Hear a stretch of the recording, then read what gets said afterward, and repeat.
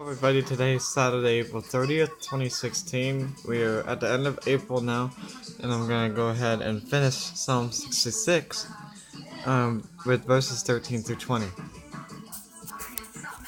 So, it says, I'm going to do a little bit of time. It says, I will come into your house with burnt offerings. I'll perform my vows to you, that which my lips uttered and my mouth promised when I was in trouble. I will offer to you burnt offerings of fattened animals, with the smoke of the sacrifice of rams. I'll make an offering of bulls and goats. So, in these three verses, we can see that the psalmist has promised to give offerings to God even in the midst of trouble.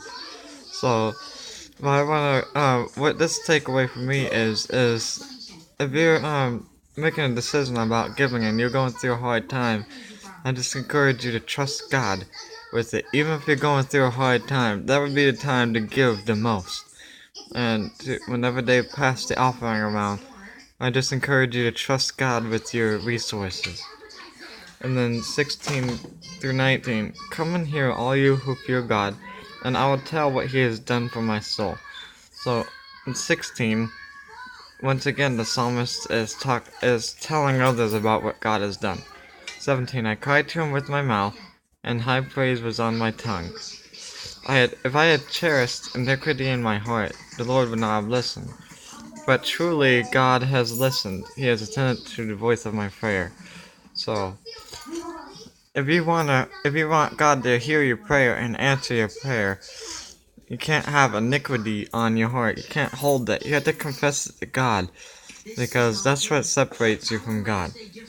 And once you do that, and you have your relationship with God, you can communicate with God better, and you'll be able to find out what His will is for your life, and what prayers He will answer, or what He won't answer for your own good. So, yeah, I just want to encourage you to take up your burdens and your iniquities to the Lord, because He will forgive you if you confess them to Jesus.